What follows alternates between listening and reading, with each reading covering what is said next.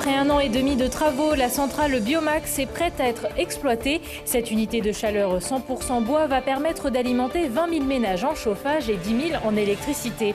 Rassemblement des retraités devant le syndicat mixte des mobilités de l'air grenobloise ce vendredi. Ils réclament la gratuité des transports en commun pour tous. Cela fait maintenant 2 semaines que les stations iséroises accueillent les vacanciers. Dans le massif de la Chartreuse, ils sont nombreux à avoir choisi la station familiale du Col de Porte. Bonsoir à tous et ravi de vous retrouver pour ce JT du vendredi 21 février 2020. L'essentiel de l'actualité du Grand Grenoble, c'est toutes les heures à partir de 18h. Ce sont près de 100 000 logements répartis sur 7 communes de la métropole qui sont alimentés par le réseau de chauffage urbain. Un réseau qui vient d'être complété par la centrale Biomax, un équipement qui contribuera aux objectifs de la métropole, réduire de 22% la consommation énergétique du territoire et augmenter de 35% la production locale d'énergie renouvelable. Explication avec Laurie Baillet. Après un an et demi de travaux, la centrale Biomax est prête à être exploitée. Cette nouvelle unité de chaleur 100% bois située sur la presqu'île de Grenoble va permettre d'alimenter jusqu'à 20 000 ménages en chauffage, 10 000 en électricité et ainsi réaliser une économie d'environ 12 000 tonnes de CO2 par an. Biomax est aujourd'hui la plus grosse centrale bois que nous ayons sur notre territoire. C'est le plus gros investissement depuis 1992. En termes de production de chaleur, mais aussi d'électricité. Elle va remplacer une centrale au fioul qui était obsolète, polluante, consommant des énergies fossiles. Aujourd'hui, nous allons utiliser du bois local qui provient de moins de 50 km du site. Donc c'est à la fois l'emploi local, c'est bon pour la planète et c'est bon pour le chauffage des habitants. Pour produire de la chaleur, Biomax brûle du bois sous forme de plaquettes forestières, de petits morceaux de bois de quelques centimètres. La centrale stocke ensuite l'énergie renouvelable en période creuse pour la restituer lors des pics de consommation en début et fin de journée. La combustion de la biomasse nous permet de produire de la vapeur, qui est une vapeur à haute pression, puisqu'elle va être à 92 bars et 500 degrés. Et cette vapeur va être utilisée dans un groupe turbo-alternateur pour produire de l'électricité. Donc une espèce de super dynamo qui va produire de l'électricité et qui va nous permettre de récupérer de la vapeur à plus basse pression. Et cette vapeur à basse pression, cette fois, va nous être utile pour fabriquer de l'eau chaude. Et c'est cette eau chaude qui va être ensuite utilisée pour être envoyée sur le réseau de chaleur. Depuis le 1er janvier 2015, Grenoble-Alpes Métropole est responsable du réseau de chaleur de son territoire. Avec ses 170 km de tuyaux, ce réseau est le deuxième de France après Paris.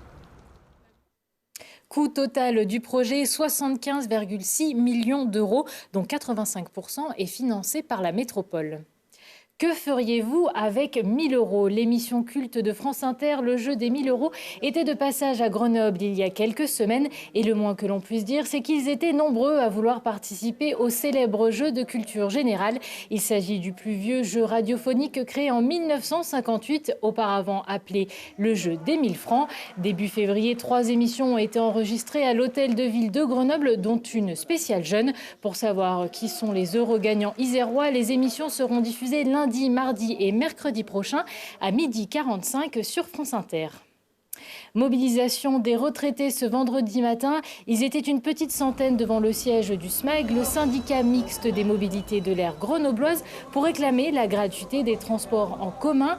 Avant 2009, le réseau TAG était gratuit pour les seniors. Aujourd'hui, l'abonnement annuel coûte 282 € pour les 65-74 ans et 136 pour les plus de 75 ans. Plus largement, ils réclamaient ce matin la gratuité des transports pour tous. Et nous sommes les retraités qui nous battons parce que jusqu'à présent on avait des abonnements à titre préférentiel qui nous ont été supprimés l'année dernière ou il y a 2 ans. Et je crois qu'à l'époque de l'environnement où le problème environnemental, on ramasse de plein fouet ce problème-là, ce serait aussi une solution pour éviter de prendre sa voiture. Voilà. C'est un isolement. Et moi je l'ai constaté, vous voyez, il y a quelques années lorsqu'il y avait encore la gratuité aux heures creuses, eh bien, des personnes de mon voisinage prenaient le tram et allaient se promener avec le tram, allaient faire un tour et puis revenaient. Mais ils avaient vu autre chose, ils étaient sortis de leur maison et c'était quand même un lien important, vous voyez, avec la vie Sinon, rester enfermé, c'est la fin de tout, hein. À l'issue du rassemblement, Yann Mongaburu, président du SMAG, a reçu les différents représentants syndicaux. Les paysans de l'an 1000 du lac de Paladru priaient encore de patienter. Le chantier du musée archéologique qui avait été compliqué à lancer pourrait prendre du retard. En juin dernier était posée la première pierre, mais depuis, il y a eu un refus des plans par le bureau de contrôle. Il y a visiblement un problème au niveau de la structure prévue par l'architecte. L'enveloppe n'est pas terminée et la charpente pas encore posée. L'objectif du pays voironnais, c'est de négocier avec l'architecte et d'éviter que les entreprises ne quittent le chantier. Le coût initial du musée pourrait être modifié comme l'ouverture initialement prévue au printemps 2021. Les biathlètes isérois ramèneront-ils une nouvelle médaille à la maison? Samedi se jouera le relais homme 4 x 7,5 km. Martin Fourcadre et Émilien Jacquelin, déjà champions du monde en individuel, espèrent gagner ensemble le titre par équipe. Presque une semaine après la performance qui lui a valu une médaille d'or, le biathlète du Vercors, Émilien Jacquelin, a mis du temps à redescendre de son petit nuage après une course qui restera dans les annales. Maintenant que j'y repense, ouais, c'était parfait. C'est une course difficile, la poursuite, mais ouais, c'était inédit dans le biathlon. Une arrivée comme ça, où on se regarde, c'est vrai que ça arrive très très rarement, voire jamais. Plein de personnes, même des biathlètes, me disent que cette arrivée va rester dans les annales, donc j'en suis d'autant heureux.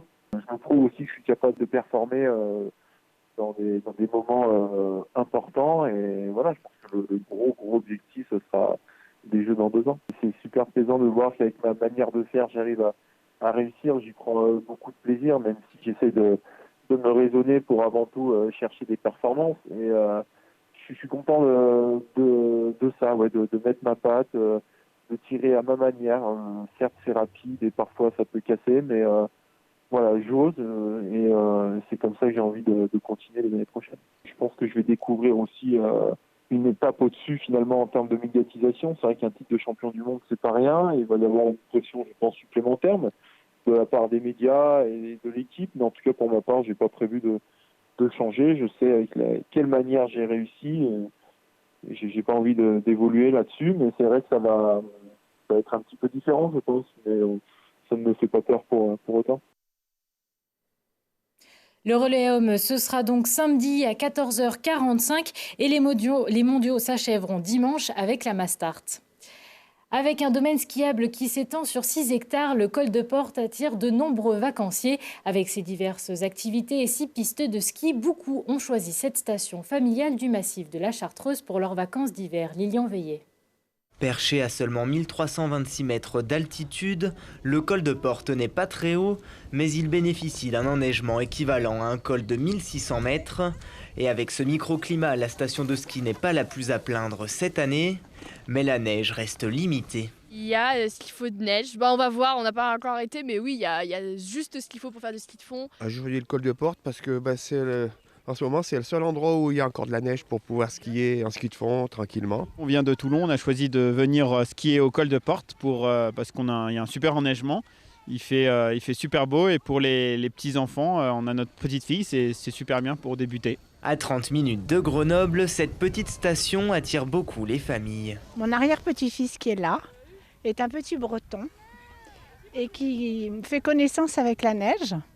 Donc, comme sa maman est en vacances à Grenoble cette semaine, on a choisi le col de Porte parce que c'est un bel endroit qui a un peu de neige et que c'est tout à fait approprié aux enfants qui peuvent faire à la fois un peu le ski, à la fois un peu la luge, et voilà, dans une très bonne ambiance. Au pied de Chamechaude, en plein cœur de la Chartreuse, c'est également un excellent point de départ pour les itinéraires de randonnée en ski et en raquette, mais elle accueille aussi des descentes en luge et des cours de ski. On a choisi parce que c'est un cadre très beau et aussi en même temps il y a les cours de ski de SF, donc c'est très pratique. Je suis venue pour terminer ma 2e étoile. C'est dommage parce que l'année dernière j'ai pas réussi ma première étoile et là je sens que je vais la réussir.